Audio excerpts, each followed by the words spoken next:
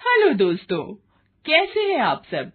हमारी कहानियाँ देखने के लिए हमारे चैनल को सब्सक्राइब कीजिए और हाँ, बेल आइकॉन पर क्लिक करना मत भूलिएगा। सोमदत्त पिछले 1 घंटे से सोने की कोशिश कर रहा था, लेकिन उसे नींद नहीं आ रही थी। उसने सोचा क्यों न अपनी पत्नी रीमा को कॉल कर लिया जाए। उसने एक बार घड़ी की ओर देखा। रात के 11 बज रहे थे। क्या करूं? कॉल करूं कि ना करूं? सो तो नहीं गई होगी। सोमदत्त ने रीमा को कॉल कर ही दिया। बहुत देर तक घंटी बजती रही। सोमदत्त कॉल काटने की सोच ही रहा था कि रीमा ने उसका कॉल पिक कर लिया। उसने उनींदी आवाज में कहा कि क्या हुआ, नींद नहीं आ रही क्या? अब तुम्हारे और गुड़िया के बिना नींद कहाँ आती है? गुड़िया सो गई क्या? हाँ, अभी आधे घंटे पहले सोई है। पूरा दिन शैतानी करती रहती है। तुम दोनों को बहुत मिस करता हूँ। हम भी आपको बहुत मिस करते। अच्छा, आपकी छुट्टी का क्या हुआ? कब तक यहाँ आ जाओगे? 15 दिन में मैं वहाँ आ जाऊंगा। रीमा अपने भाई की शादी में अपने मायके गई हुई थी। हालांकि शादी में अभी देर थी, लेकिन वो महीने भर पहले ही चली गई थी। रीमा का भाई धीरेन्द्र पुलिस में डीएसपी के पद पर काम करता था। सोमदत्त ने रीमा से बात करके फोन कट किया और मोबाइल को अपने सिरहाने में रखकर फिर से सोने की कोशिश करने लगा। तभी उसके मोबाइल का नोटिफिकेशन टोन बजा। सोमदत्त ने अपने फोन की ओर देखा। फेसबुक पर एक बहुत ही सुंदर लड़की जिसका नाम इप्शिता था, उसकी फ्रेंड रिक्वेस्ट आई हुई थी। सोमनाथ उसकी प्रोफाइल पिक्चर को देखते हुए मन ही मन सोचने लगा, कौन है ये लड़की? इसे जानता तो नहीं हूँ मैं। कोई म्यूचुअल फ्रेंड भी नहीं है। वो कुछ देर सोचता है, फिर उस लड़की का फ्रेंड रिक्वेस्ट एक्सेप्ट कर लेता है। फिर वो सो जाता है। अगले दिन जब वो ऑफिस निकलने ही वाला होता है कि उस लड़की का मैसेज उसके मैसेंजर बॉक्स में आता है, जिसमें लिखा होता है, हाय हैंडसम। एक बात और गौर करने वाली थी कि उसकी रात वाली प्रोफाइल पिक्चर भी बदली हुई थी और इस नई पिक्चर में तो वो और भी सुंदर लग रही थी। ये लड़की है तो बहुत सुंदर, लेकिन कौन है ये? और मुझे इस तरह से हाय हैंडसम क्यों लिखकर भेजा है? अरे शादीशुदा हूँ मैं। सोमदत्त ने उसके मैसेज का कुछ जवाब नहीं दिया और ऑफिस निकल गया। ऑफिस के लंच टाइम पर जब वो लंच कर रहा था तो फिर से इप्शिता का मैसेज आया। वो उसके मैसेज को पढ़ने लगा। क्या बात है हैंडसम, नाराज हो क्या? मेरे मैसेज का जवाब नहीं दिया? अगर कोई टेंशन है तो मैं तुम्हें मैसेज नहीं करूंगी। तुम मुझे अनफ्रेंड कर सकते हो। अभी के लिए बाय। बार बार इप्शिता जैसी सुंदर लड़की के मैसेज आने से सोमदत्त का मन थोड़ा डोल गया। उसने मन ही मन सोचा कि किसी लड़की से बात करने में क्या बुराई है। ऑफिस में भी तो कितनी लड़कियां हैं, वो सभी से बात करता ही है। ये सोचकर वो इप्शिता के मैसेज का जवाब टाइप करने लगा। अरे नहीं, मैं तो आपको जानता भी नहीं। फिर नाराजगी कैसी? उसके बाद इप्शिता से वो काफी देर तक चैट करता रहा। उस चैट में वो कहाँ काम करता है, क्या करता है और अपना फोन नंबर भी दे दिया। सोमदत्त ने सोचा कि इप्शिता का कॉल आएगा, लेकिन उसने कोई कॉल भी नहीं किया। फिर 2 दिनों तक इप्शिता का कोई मैसेज भी नहीं आया, लेकिन सोमदत्त बार बार अपने मैसेज बॉक्स में जाकर देखता कि कहीं उसका कोई मैसेज तो नहीं आया है। अरे जब कॉल करना ही नहीं था तो फोन नंबर क्या अचार डालने के लिए लिया था? 2 दिन से कोई मैसेज भी नहीं आया इप्शिता का। वो थोड़ा परेशान सा रहने लगा। कई बार उसके मन में आया कि वो ही उसे मैसेज करके पूछ ले कि सब ठीक तो है ना, लेकिन उसने नहीं किया। 2 दिन बाद जब वो शाम को अपने ऑफिस से निकल रहा था तो उसके नंबर पर एक अननोन नंबर से कॉल आया। सोमनाथ ने कॉल पिक किया तो दूसरी तरफ से एक लड़की की मदहोश करने वाली आवाज आई। हेलो। हेलो, आप कौन बोल रही हैं? पहचानिए मुझे। सॉरी, मैं आपको नहीं पहचान पाया। अरे इतनी जल्दी हार मत मानिए, ट्राई तो करिए पहचानने की। सोमदत्त उस लड़की की आवाज नहीं पहचान पा रहा था। तभी उस लड़की ने एक बात कही। ठीक है हैंडसम, मैं ही बता देती हूँ, मैं इप्शिता हूँ, तुम्हारी फेसबुक फ्रेंड। इप्शिता का नाम सुनते ही सोमदत्त के दिल की धड़कनें तेज हो गई। उसने लड़खड़ाती जुबान में उससे पूछा, इप्शिता, कहाँ हो तुम? मैं तो तुम्हारे दिल में हूँ, जरा ठीक से देखो तो। इप्शिता की ऐसी बात सुनकर सोमदत्त थोड़ा शर्मा गया। अरे इस तरह लड़कियों की तरह कोई शर्माता है क्या? वैसे तुम फेसबुक पिक में जितने हैंडसम दिखते हो उससे कहीं ज्यादा सामने से लग रहे हो। इप्शिता की इस बात को सुनकर सोमदत्त चौंक गया। अरे तुमने मुझे सामने से कब देख लिया? अभी देख रही हूँ ना, जरा तुम भी अपनी गर्दन बाईं ओर घुमाओ, हाथ हिलाती हुई मैं भी तुम्हें दिख जाऊंगी। सोमदत्त झट से अपनी बाईं ओर देखने लगा। उसकी थोड़ी दूर पर इप्शिता खड़ी थी। वो इतनी सुंदर थी कि सोमदत्त बिना पलके झपकाए उसे देखता रह गया। इतने में इप्शिता चलते हुए उसके पास आई और उससे कहा, क्या बात है हैंडसम, पहले कभी लड़की नहीं देखी क्या? इप्शिता की बात सुनकर सोमदत्त झेप गया। इप्शिता ने ये बात भांप ली और उससे कहा कि यहीं खड़े रहोगे या कहीं कॉफी पीने चलोगे? सोमदत्त इप्शिता को लेकर कॉफी पीने चला गया।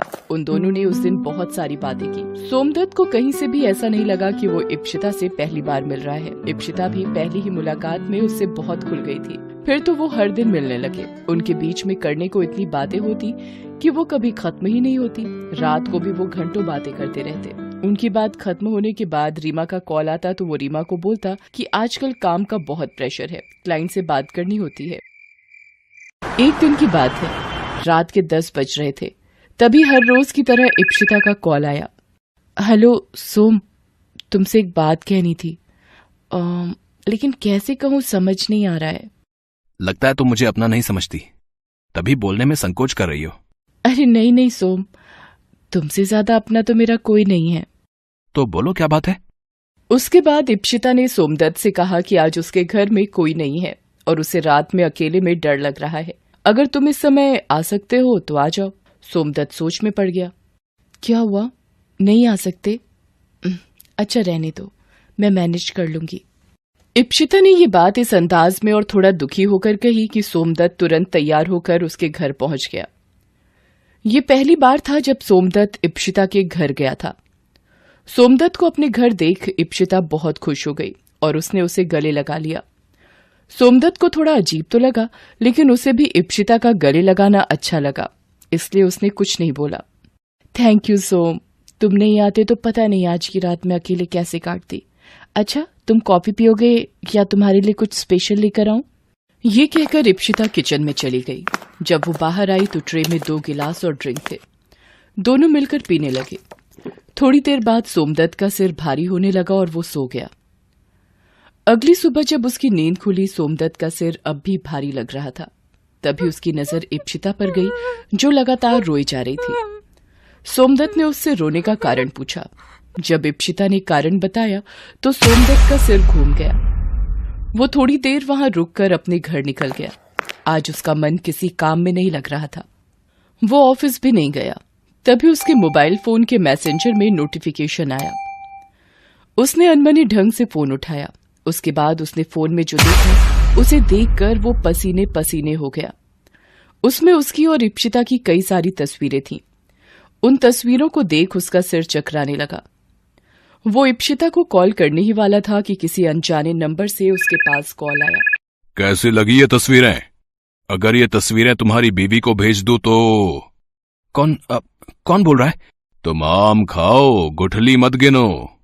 अगर चाहते हो कि ये तस्वीरें तुम्हारी बीवी तक ना पहुंचे तो 1 लाख रुपए तुरंत इस अकाउंट में डालो। 1 लाख?